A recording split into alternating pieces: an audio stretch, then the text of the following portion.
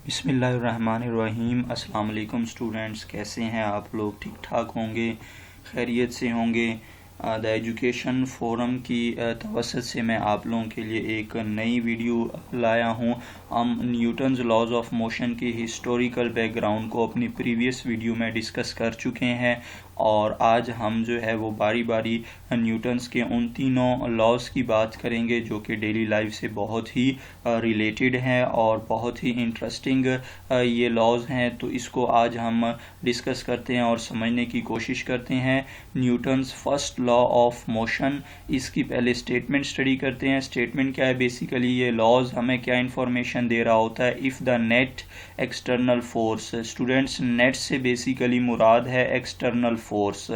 External force से मुराद है कि किसी भी बॉडी के ऊपर एक्ट करने वाली तमाम फोर्सेस का जो रिजल्टेंट होता है उसको बोल रहे होते हैं। If the net external force acting on an object is zero, यानी कि अगर किसी भी बॉडी के ऊपर नेट फोर्स जो अमल कर रही हो वो ज़ीरो हो। अब नेट फोर्स जो है यानी कि टोटल फोर्सेस का जो मजमुआ है वो ज़ीरो कब होता है? ऑब्वियस बात है कि the forces should be in opposite direction and having equal magnitude, यानी कि फोर्सेस के ज़ीरो होने के लिए उनकी मैग्नीट्यूड का सेम होना ज़रूरी है और उनकी डायरेक्शन का ऑपोजिट होना ज़रूरी है, तभी उसका रिज़ल्ट क्या आएगा? आपके पास ज़ीरो आएगा। तो यही जो है वो अंदाज़ अपनाया गया है इस स्टेटमेंट में कि अगर किसी भी बॉडी के ऊपर एक्ट करने वाली तमाम नेट फोर्सेस ज़ीरो हों, इससे मुराद है कि इस बॉडी पर जितनी भी फोर्सेस एक्ट कर रही हैं वो एक दूसरे के इफ़ेक्ट को ख़त्म कर रही हैं। इसका हरगिज़ ये मतलब नहीं कि इस बॉडी के ऊपर कोई भी फोर्स एक्ट नहीं कर रही। फोर्सेस एक्ट कर रही हैं लेकिन वो फोर्सेस मैग्नीट्यूड में इक्वल और डायरेक्शन में ऑपोजिट होगी, इसलिए उनके इफ़ेक्ट को हम नेट फोर्स कह रहे हैं और इसलिए कहा जा रहा है कि नेट फोर्स जो है वो ज़ीरो होगी। The object will maintain its state of rest or of uniform motion, constant velocity। तो फिर अगर किसी भी बॉडी पर एक्ट करने वाली तमाम फोर्सेस का इफ़ेक्ट ज़ीरो है तो फिर क्या होगा? बॉडी की कंडीशन में कोई चेंज नहीं आएगी। अब बॉडी की कितनी कंडीशंस हो सकती है स्टूडेंट्स? दो ही कंडीशंस हो सकती हैं, या तो बॉडी रेस्ट पर हो या बॉडी मोशन में हो। तो फिर यही कहा जा रहा है कि अगर बॉडी रेस्ट पर है तो कोई भी फोर्स उस पर एक्ट नहीं कर रही, तो इससे मुराद है कि उसकी रेस्ट वाली स्टेट ही बहाल रहेगी। और अगर बॉडी मोशन में होगी तो ऑब्वियस बात है उसकी मोशन भी चेंज नहीं होगी, यानी कि वो यूनिफॉर्म मोशन के साथ ट्रेवल करेगी, यानी कि उसकी वेलोसिटी क्या होगी? कांस्टेंट होगी।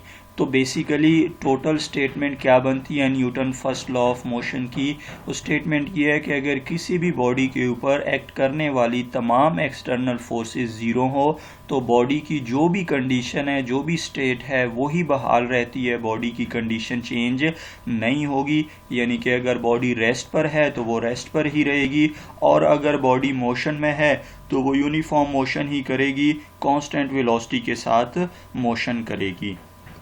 In other words, if there is no net force acting on an object, अब अगर किसी भी बॉडी के ऊपर कोई भी नेट फोर्स एक्ट नहीं कर रही, its velocity will not change.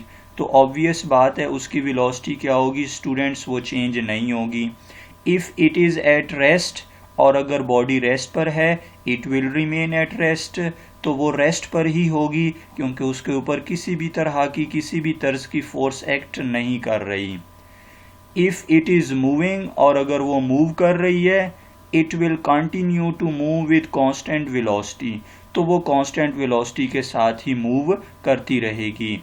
Constant velocity से मुराद है कि उसका एक्सेलरेशन ज़ीरो होगा और एक्सेलरेशन ज़ीरो होने से मुराद है कि उसकी स्पीड या डायरेक्शन में कोई भी चेंज नहीं आएगी, यानी कि उसकी स्पीड और डायरेक्शन दोनों सेम ही होगी हर लम्हे हर वक्त। तो इससे मुराद है कि वो कांस्टेंट वेलोसिटी के साथ ही मूवमेंट करेगा।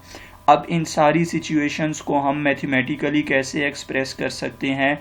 F net is equal to 0, यानी कि नेट फोर्स किसी भी बॉडी के ऊपर 0 होनी चाहिए। तो फिर क्या होगा आपके पास, अगर नेट फोर्स 0 हो तो फिर उसकी वेलोसिटी क्या होगी आपके पास, वो उसकी वेलोसिटी 0 होगी। और अगर वेलोसिटी 0 नहीं है तो फिर उसका एक्सेलरेशन क्या होगा, वो 0 होगा। वेलोसिटी 0 होने से क्या मुराद है कि बॉडी रेस्ट पर है, और अगर बॉडी रेस्ट पर है तो ऑब्वियस बात है वो रेस्ट पर ही रहेगी और उसकी वेलोसिटी 0 होगी। और अब एक्सेलरेशन 0 होने से मुराद है कि उसकी वेलोसिटी में कोई चेंज नहीं आ रहा, और अगर वेलोसिटी में चेंज नहीं आ रहा तो फिर उसकी मोशन किस तरह की है, वो यूनिफॉर्म मोशन कर रही है body. Newton's first law indicates that a state of rest, zero velocity, and a state of constant velocity are equivalent। अब न्यूटन्स लॉ हमें बेसिकली क्या कह रहा है, ये इंडिकेट क्या करता है कि अगर आपके पास जो स्टेट ऑफ रेस्ट है या कांस्टेंट वेलोसिटी के साथ मोशन है, ये दोनों ही इक्विवेलेंट है, ये दोनों ही सिमिलर है, बल्कि इक्वल नहीं है, एक दूसरे के सिमिलर हैं। Because both of them does not require a net force to sustain it। इसका मतलब क्या है, क्यों दोनों इक्विवेलेंट है, क्योंकि दोनों केसेस में कोई भी नेट फोर्स जो है वो इन कंडीशंस की बहाली के लिए ज़रूरी नहीं है। यानी कि अगर बॉडी रेस्ट पर है तो रेस्ट पर रहने के लिए भी उसको नेट फोर्स की ज़रूरत नहीं, और अगर बॉडी जो है वो ट्रेवल कर रही है यूनिफॉर्म वेलोसिटी के साथ, तो यूनिफॉर्म वेलोसिटी रखने के लिए भी उसे किसी नेट फोर्स की ज़रूरत नहीं पड़ेगी। The study of first law of motion can be divided into 2 parts. तो हम इस लॉ को 2 पार्ट्स में डिवाइड कर सकते हैं।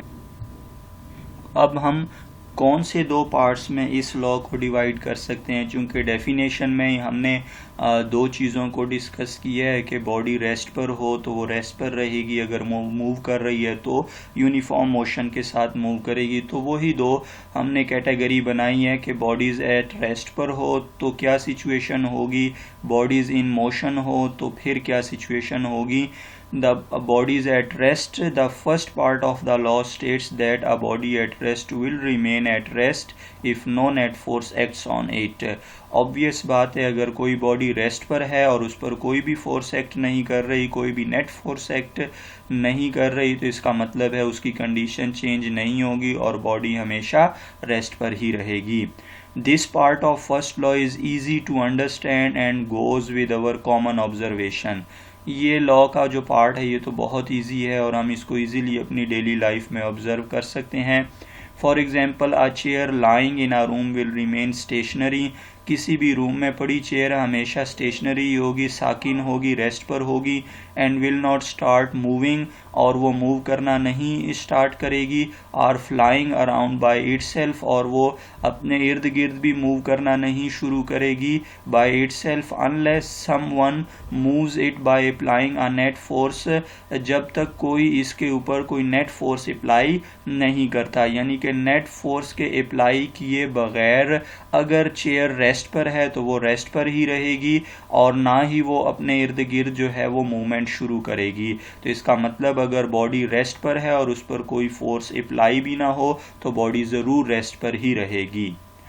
अब नेक्स्ट है bodies in motion. The second part of the law states that a body in motion will continue to move in a straight line with uniform speed if no net force acts on it. Already इस पर बात कर चुके हैं हम कि अगर आपके पास बॉडी मोशन में है और उस पर कोई भी नेट फोर्स एक्ट नहीं कर रही तो इससे मुराद है कि वो बॉडी यूनिफॉर्म स्पीड के साथ ट्रेवल करेगी, उसकी वेलोसिटी यूनिफॉर्म होगी। However our daily observation is against this, लेकिन हमारी जो रोज़मर्रा की ऑब्जर्वेशन है, जो हम रोज़मर्रा मुशाहिदा करते हैं, वो इसके ख़िलाफ़ है। For example, if we roll a ball it comes to rest after some time. अब अगर आप एक एग्जांपल के थ्रू इसको समझने की कोशिश करें कि अगर किसी भी बॉल को रोल करते हैं तो आप लोगों को मालूम है कि थोड़ा टाइम गुजरने के बाद वो बॉडी रुक जाती है, वो बॉडी रेस्ट पर आ जाती है।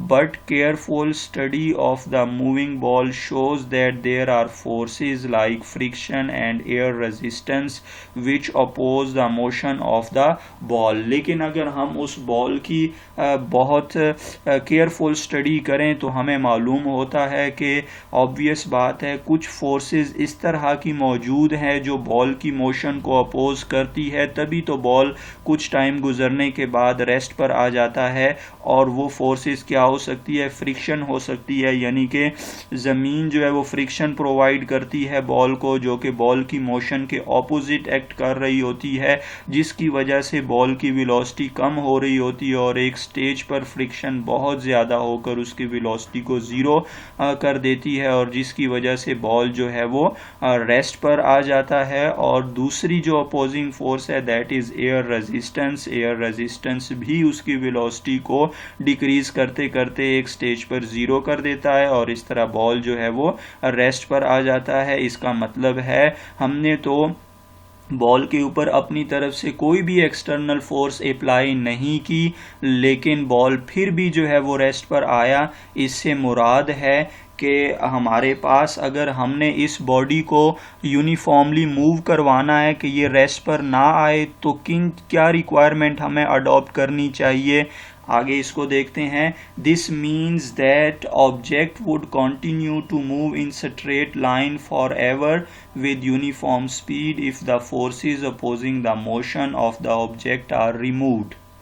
अब स्टूडेंट्स हमने अपनी तरफ से तो उसके ऊपर कोई भी एक्सटर्नल फोर्स अप्लाई नहीं की, जो एक्सटर्नल फोर्सेस बॉल के ऊपर अप्लाई हो रही थी दैट ऑल और the natural resistance forces. Friction भी एक नेचुरल रेजिस्टेंस फोर्स है और एयर रेजिस्टेंस भी एक नेचुरल फोर्स है जो कि बॉल की मोशन को अपोज कर रहे थे, ये दोनों ही फोर्सेस। अब अगर हमें इस बॉल को फॉर एवर मूव करवाना है यूनिफॉर्म स्पीड के साथ तो ऑब्वियस बात है हमें इन दोनों फोर्सेस, जितनी भी फोर्सेस इसकी मोशन को अपोज कर रही है, हमें उन फोर्सेस को ख़त्म करना पड़ेगा, तभी बॉडी जो है वो यूनिफॉर्मली या बॉल जो है वो यूनिफॉर्मली ट्रेवल कर सकेगा। In space where there are negligible opposing forces. Space में चूंकि बहुत ही कम अपोजिंग फोर्सेस होती हैं, objects move in a straight line and no applied force has to be maintained by an engine to keep them moving. तो इसका मतलब है कि हमें कोई भी एक्सटर्नल फोर्स की ज़रूरत या किसी भी इंजन की ज़रूरत नहीं पड़ती, किसी भी इस तरह के एक्सटर्नल सोर्स की ज़रूरत नहीं पड़ती जो बॉडी को हमेशा के लिए स्ट्रेट लाइन में मूव करवाए। यानी कि स्पेस में आपके पास जो अपोजिंग फोर्सेस होती हैं वो बहुत ही निग्लिजिबल, बहुत ही कम होती है। तो इस तरह स्पेस में जो बॉडीज़ होती हैं वो आप समझ लें कि वो फॉर एवर यूनिफॉर्मली मूव कर रही होती हैं, जबकि हमारी डेली लाइफ में जो इस लॉ का दूसरा पार्ट है वो डायरेक्टली हमें नहीं मिल रहा होता है। अगर हमें उसको अप्लाई करना है तो हमें अपोजिंग फोर्सेस को रिमूव करना पड़ेगा, उनको ख़त्म करना पड़ेगा। उम्मीद करता हूँ आप लोगों को ये लेक्चर अच्छी तरह से समझ आ गया होगा और ये लॉ भी आप लोग समझ गए होंगे। तो हमारे चैनल को आप लाइक करें, सब्सक्राइब करें, शेयर करें अपने दोस्तों के साथ और कमेंट भी कीजिएगा। घंटी का बटन भी ज़रूर दबाते जाएं ताकि आप लोगों को हर नई आने वाली वीडियोस टाइम पे पहुंचा करे और आप लोग उससे मुस्तफ़ीद हो सकें। अल्लाह हाफिज़।